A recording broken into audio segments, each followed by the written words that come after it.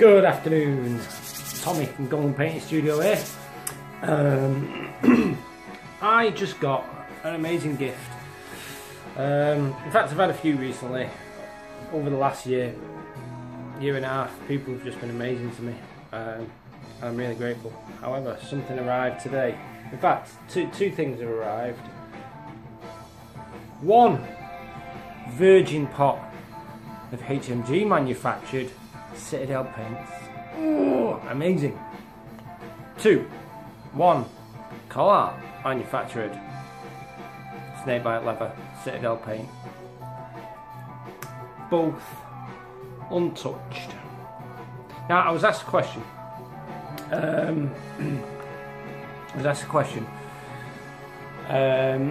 Is there a modern equivalent to snakebite leather? Yes and no. I'm slightly more along the opinions of no. And I say opinions, I always like to try and base things on facts. There are colours close, however, a colour is more than just a colour. Alright, so you know, I've got here some XV88 and Baylor Brown. And the reason I'm talking about these things is because of doing non-metal metallics, doing golds, doing things like that. Alright, and snakebite leather has got some properties that are just fantastic. Now, in some ways they can make life difficult if you don't know what you're doing, and in other ways it's just the ideal colour. So what I want to do is I just want to just show you the differences and the hows and whys, and it's about undertones. Basically what undertones are is, if you take it's about all the colours that make up that original colour. Alright, so while while XV88 and snakebite leather may look pretty similar on the surface, yeah, although when you see it in this pot, much less so. This is the holy grail pot as far as I'm concerned. Alright, and maybe you want to try Baylor Brown as well. You know, all kinda, I'm not sure if they are in the same ballpark really.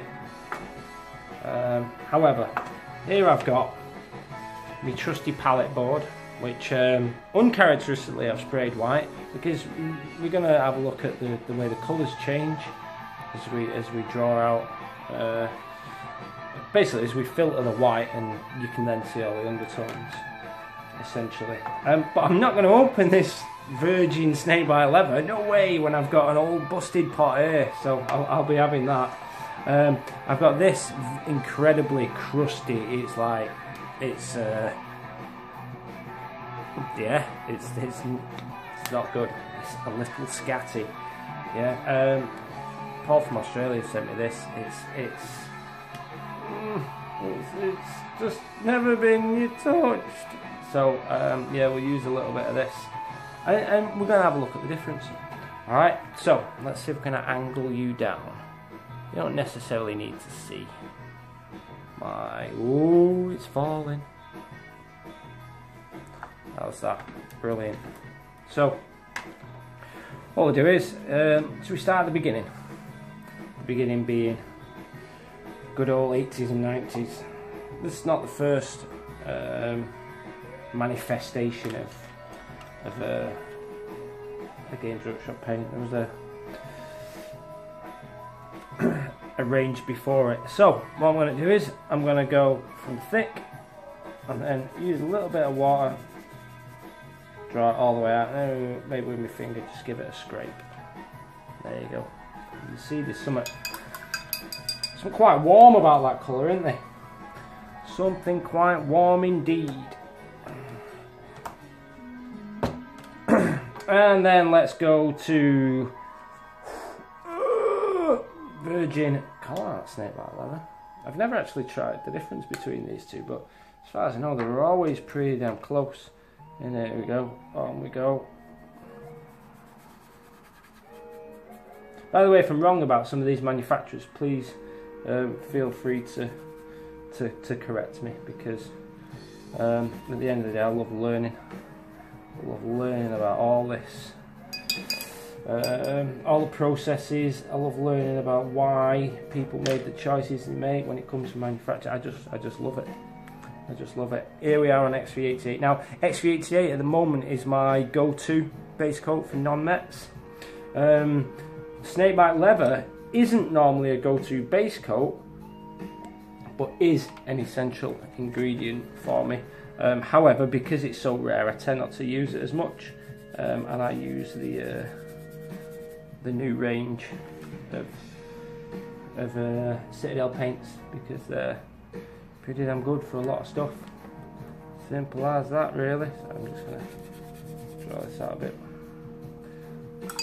more. You see how you can already see how they behaved. I've tried to make it as samey as possible. Maybe I had my brush overloaded a bit much on this one. And Baylor Brown. Here we go. Beard Baylor.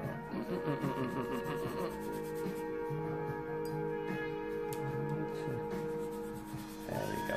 That's better. Right. There we go. There are our colours and our overtones, or undertones, sorry. Overtones is a guitar thing, which you all know that I nerd out about. Japanese made Ibanez guitars, because that's just what I like. If you like that kind of stuff as well, I've got another channel called The Rest of My Life, where I go on about stuff like that. And I called it The Rest of My Life because I plan on having a better life from last year onwards. It's as simple as that, and just indulging in my hobbies and living. Live your life, man. No one will live it for you. In fact, they'll probably want to try and tell you how to do it, and not care whether you're happy or not. Having said that, people have just been fantastic to me, so I'm going to say thank you again. Anyway, can you see the differences? I don't have to light up chair. There we go. Alright, can you see the first two? There's something a lot warmer about them. You know, you compare this colour here to this colour here, this streak here to this streak here. Now, kind of at first glance, when you look at them at the top, when they're undiluted or unfiltered, they're very similar. But when you pull them out, the richness comes out in these two. It's almost a really yellow undertone. And when you're doing non-Mets, when you go back and correct mistakes, and this is the tricky bit, this is where maybe sometimes snakebite leather can get a bit out of hand. This yellow starts to then become really powerful if you corrected mistakes. So anywhere you've corrected a mistake will appear more yellow than anywhere else where you've not made a mistake. So you need to consider that if you're doing non-Mets and going back and balancing your paint job. Because again, paint jobs, it's not about getting it right first time. It's a balancing act, not a balanced execution. You're not just boom, you playing the game. All right. You see, this one there's a lot less richness, a lot more neutrality to the colour, and this one is very mustardy, very ochre, but again quite neutral. So this is why snakebite leather is so good, or at least I say so good, because at the end of the day, when it comes to coverage, XV88 is fantastic. It's a really good colour paint. I think Baylor Brown is the one some of the Games Workshop guides say is the equivalent to snakebite leather. It's a lot lighter than snakebite leather, and it's got a lot more yellow in it than XV88. So maybe a mix of these is the answer if you wanted to get exactly that, but there's definitely a richness and a warmth to this. I don't think you could repeat without getting all the snakebite leather. I'm at a point where I don't really mind what colours I use, but there's certain projects that really benefit from this richness. So if you could send me all your pots of snakebite leather, in fact any of the Collart made range, you know, which is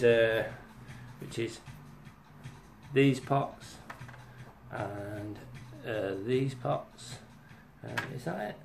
Is there any more kind of pots? Oh, they had the screw lids as well, didn't they? Have I got any old screw lids? Oh, they had the black screw lids like this as well, didn't they? And they called them like the bolt gun style pots. It was the first time they changed from HMG to Collard, I think. So yeah, I hope I've educated you a little bit on undertones. Yeah, a lot richer, a lot yellower, orangier. Yeah, but it's definitely towards the yellow side for me anyway. Some other experts may disagree. More neutral, yellowy, but still on the neutral side. All of the strengths and weaknesses. For the Severin model, I used these. You see on me Instagram page and what have you. And for the Sand Grenade Guard, I used this one, in fact. So there you go. I hope you didn't mind me talking like this, and I hope you could still hear me. But yeah, there you go. Undertones. You see how paints are actually under the surface are quite different. Try it with loads of different paints and ask yourself, really, what is it you're trying to achieve with your paint job, and does the paint you're really choosing do that job, or are you just following what somebody else said? Because this guy in the shop said this guy said that, just use it. Why? You know, let's start making conscious choices based on as many facts as we can. Which is why, by the way, I'm always happy to be wrong. I ain't entirely happy to be flamed, by the way, by some idiot. Alright, but you can tell me and help me guide through my journey. You know, I'm really grateful for that, because ultimately I make these videos to do that for you. I want you guys to start making better, eyes open, conscious choices when it comes to painting. Now this is why, again, I do a lot of talking in my videos as opposed to demonstrating. Demonstrating is fine, but it's very one-dimensional. I want you to think. I want you to go, what is he going on about? I want you to ask me questions. Why have you said that? You know, you get me to put my money where my mouth is. I'm up for that in almost every way. So yeah, hopefully I've shed some light on undertones. Hopefully I've made you think. Hopefully I've got you to ask some questions, and hopefully I've got you to set me straight on my course, all of which I'm really grateful for. So thank you guys, and I'll see you in the next video. See you later.